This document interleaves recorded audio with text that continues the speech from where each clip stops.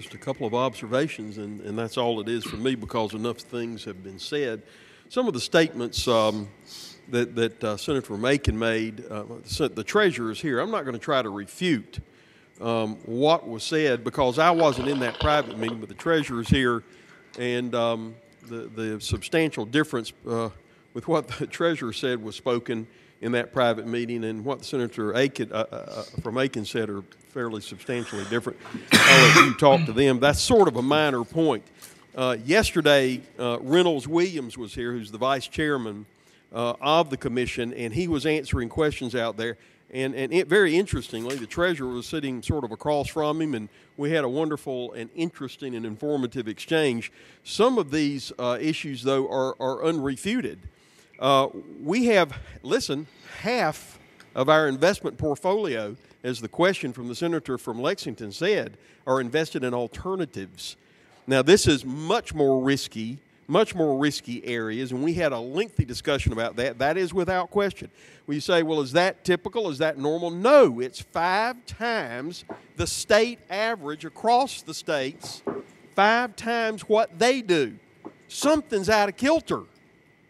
Something is dramatically out of kilter.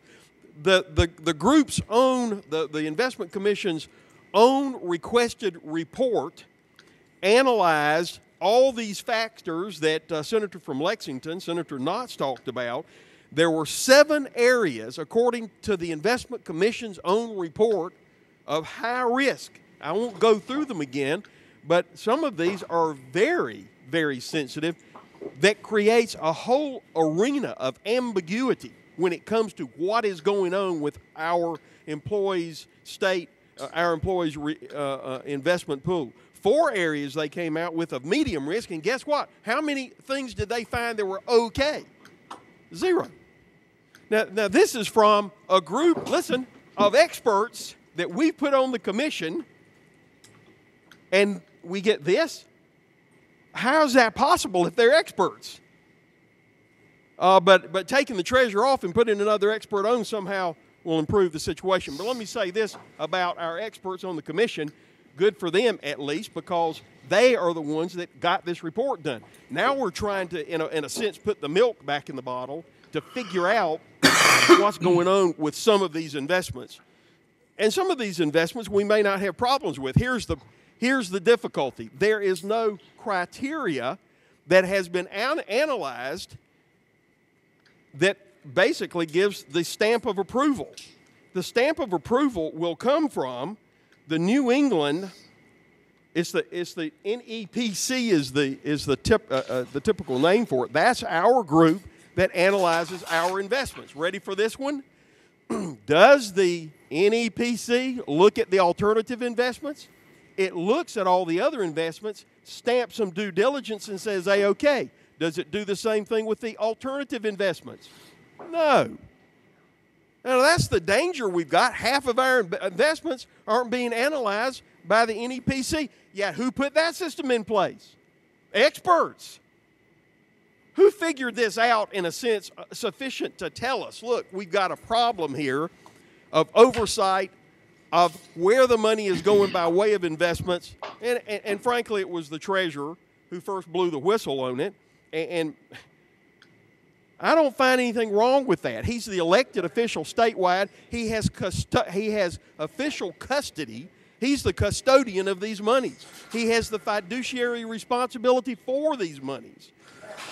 He's responsible to the public. I jotted these down.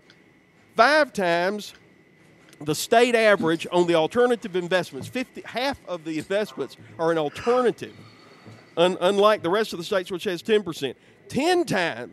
6 times the amount is in hedge funds as the rest of the states. 6 times in hedge funds. Sometimes it's good, but it hasn't been checked by the NEPC, which is the oversight due diligence group.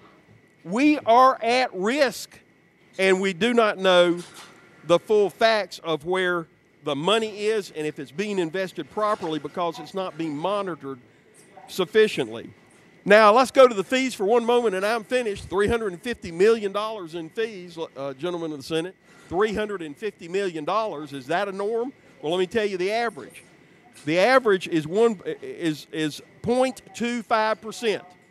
The average is 0.25%. South Carolina's is 1.3%. That's 5 times we're paying on fees than what is being paid by the other states on average. 5 times. So something's wrong.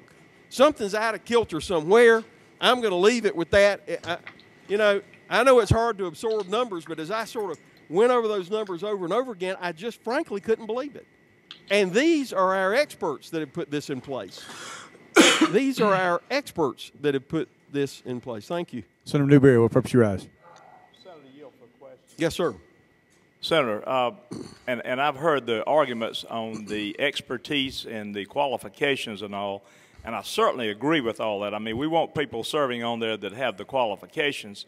But I've got to ask you, Senator, did you know that on the medical board and the pharmacy board and the dental board, all those boards, they have a layperson that serves, that is appointed and serves on those LLR boards?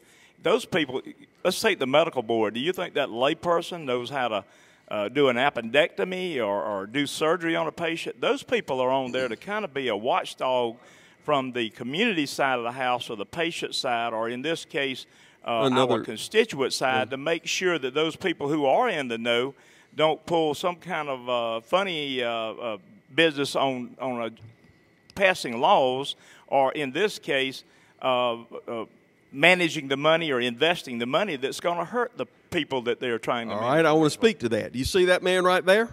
I want to tell you what he did last night. He invested for the state of South Carolina $12.5 billion, half of the funds available in the retirement system. He and his staff did. They do it every day. His staff invested half the money that's available in the retirement system. He does that every day. But he's not qualified somehow to oversee and help with the other two. Well, he's got staff. This is all it does. He can pick up the telephone, and he has access to experts across the nation, he and his staff. Now, why doesn't that give us a good help overlay to what's going on with the investment program? He invested last night and does every day half the amount of money that we're talking about, which is huge, $26 billion. And I would say if he's qualified to do that, he's qualified, given the fact he's the fiduciary of that money. He is listen, that's a civil responsibility. He's under a civil responsibility. I would make one last point. If the commission's own analysis shows amazing shortcomings, how can possibly there be legitimacy to the argument that, well, we want experts, and it's those very experts that put in place a system where you do not have adequate controls. You have an overabundance of alternative investments in property and all kinds of things, 5 times the amount, 6 times the amount going out in hedge funds of the norm, 5 times the amount that's being paid in fees that other states pay. Something's wrong, and our experts have put us in that position. And I'm quitting because I want to vote. Senator Spartanburg, what purpose you rise? Yes, sir.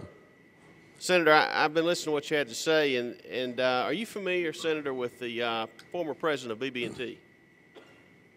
Yes.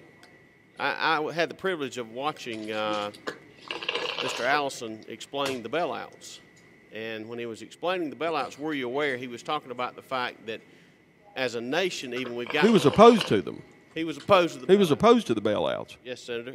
Were you aware he was talking about the fact that we've gotten it as a nation, and even as business people, we've gotten to where we rely so much on experts. And a lot of times that's where the fundamental breakdown comes down, is if we don't understand it and we're trusting somebody else to understand it, but yet it's our money, that's kind of a precarious position. Wouldn't you agree, sir? Yes, sir. I was just wondering if you had seen that, because I was very impressed by it because, you know, being someone that's from humble roots, that is not an expert at these financial matters. Senator, were you aware that when I listened to someone that was the president of such a company as large as BB&T, and when he was talking about the downfall was having experts make these decisions for you about what a position you're in. So, Senator, I'm probably going to have to support you on this because I do think that having someone elected from a statewide position, being the eyes and ears of the people on that board, I think is probably a good thing. If we remove him, we are telling the public of South Carolina, the person you elect that has custody of these funds, we don't want watching. What does that tell the public?